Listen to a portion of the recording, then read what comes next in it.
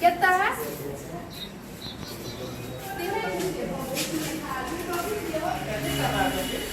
तो अपना चालू हुआ है जब तुम्हारा अवैध घोषित हो चुका था, ये ढंग से चला रही है। सर उसके बाद बना था कागज, हमारा नहीं बना तो अप्लाई किए हुए होगी। ये सर्जरी का लाइसेंस है सर, सर्जरी का लाइसेंस है। नर्सिंग होम का है, 4 बेड का है। तुम्हारा कहाँ लिखा हुआ है, कब से कब तक लिखा हुआ, कहाँ तुम्हारा क्या नाम क्या है? किसके नाम से रजिस्टर्ड है बताओ। तो जो ऑपरेशन से 2 डिलीवरी के लिए लिखा हुआ मरीज था, जिसका अभी रजिस्ट्रेशन नंबर भी नहीं मिला हुआ है। कौन से डॉक्टर करे सर, इसका कोई जानकारी? डॉक्टर भी नहीं है यहाँ पे, अभी पेशेंट है, हम उसका जांच करके सारा चीज करके सर ऑपरेशन नेशन देख रहे हैं आप, आपके साथ में हूँ राजनंदिनी। बिहार के कटिहार में कुछ ऐसा हुआ जिसके बाद सीधा सवाल बिहार के स्वास्थ्य विभाग पर खड़ा होता है। आपको मालूम होगा कि बिहार में शिक्षा और स्वास्थ्य विभाग हमेशा से ही चर्चा का विषय बना रहा।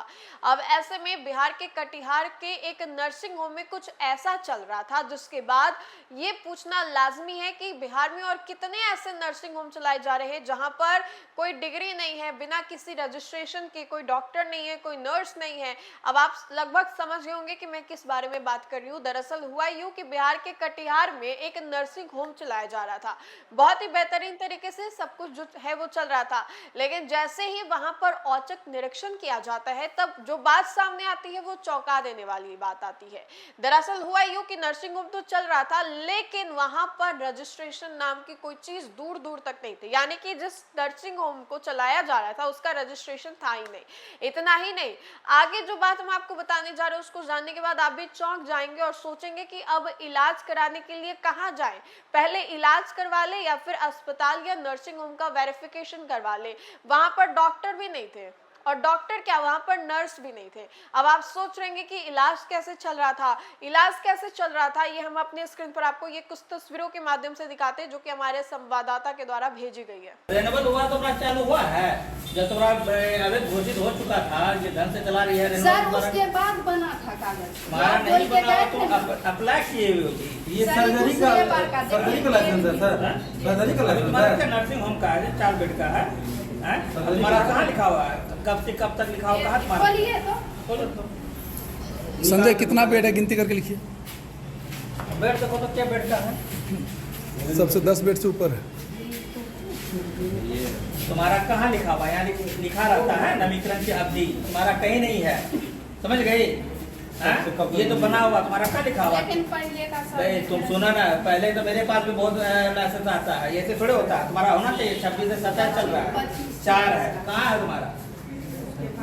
बार बार एक चीज दिखा रही है, किसी दिखा रहे हो बार बार घुमा फिरा के। नहीं तो बोले थे कि नहीं बना था, उसके बाद नहीं बना है तो नहीं बना तो कैसे चला रहे हो? नहीं उसके बीच में बना था, अभी जो है अरे आज की तारीख में है, बस खत्म, उतना नहीं करना है, इतना समय नहीं है। लैब कौन है? नहीं चलाती है, तो सारा पेपर दिखाओ लैब का। लैब का नाम क्या है? किसके नाम से रजिस्टर्ड है बताओ। तो दिखाओ लैब वाला दिखाओ। पूरा नर्सिंग होम है खुला है, सब तो पूरा जो रजिस्ट्रेशन है ना बाहर चिपकाइए थोड़ा रजिस्टर्ड। नर्सिंग होम में आप लोग पहुंचे अचानक सर, तो क्या पाया गया सर? क्या रजिस्टर्ड अस्पताल है या यहाँ फर्जी पाया गया, या कितने ऑपरेशन वाले पेशेंट हैं सर यहाँ पे उपस्थित? 2 मरीज ऑपरेशन से 2 डिलीवरी के लिए लिखा हुआ मरीज था, जिसका अभी रजिस्ट्रेशन नंबर भी नहीं मिला हुआ है। कौन से डॉक्टर करे सर, इसका कोई जानकारी? डॉक्टर भी नहीं है यहाँ पे, अभी पेशेंट है, हम उसका जांच करके सारा चीज करके। सर ऑपरेशन थिएटर में मरीज है सर, फिर ऑपरेशन कौन कर रहे हैं सर? यही तो इसीलिए तो आए हुए हम, अवैध ढंग से अगर हो रहा है तो उसी के जांच में हम सर पहले भी पूर्व में भी कई बार कार्रवाई हुआ है सर, उसके बाद भी खुलेआम चलाया जा रहा है सर इस तरह का अवैध नर्सिंग होम। इस तरह जानकारी मिला तो हम आके। सर कितने बार फाइन किया गया सर इस अस्पताल के बाद 1-2 बार फाइन किया हुआ है जी। आपका पूरा परिचय सर? हम डॉक्टर अमित आर्या, प्रभारी चिकित्सा पदाधिकारी।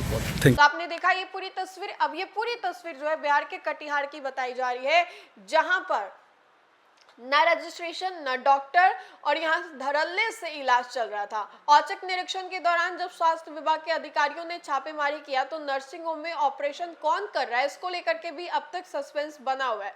तस्वीरें कटिहार के कोढ़ा अनुमंडल से है। फर्जी तरीके से नर्सिंग होम, दवा दुकान और पैथोलॉजी लैब चलने के लिए जो इलाके हैं उसमें चर्चा बना हुआ था।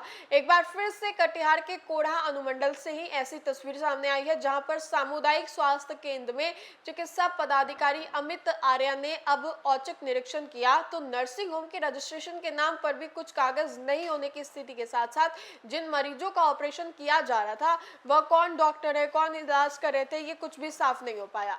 बताते चले कि इस नर्सिंग होम पर पहले से भी कार्रवाई की जा रही थी, लेकिन फिर से यह नाम बदल करके कुछ दिन बाद एक दूसरा स्थान पर अपने नर्सिंग होम को स्थापित किया।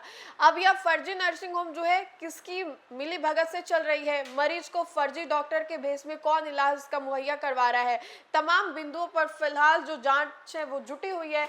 और इसको लेकर के हमने आपको वो बयान भी सुनाए कि क्या कुछ कहना है लोगों का।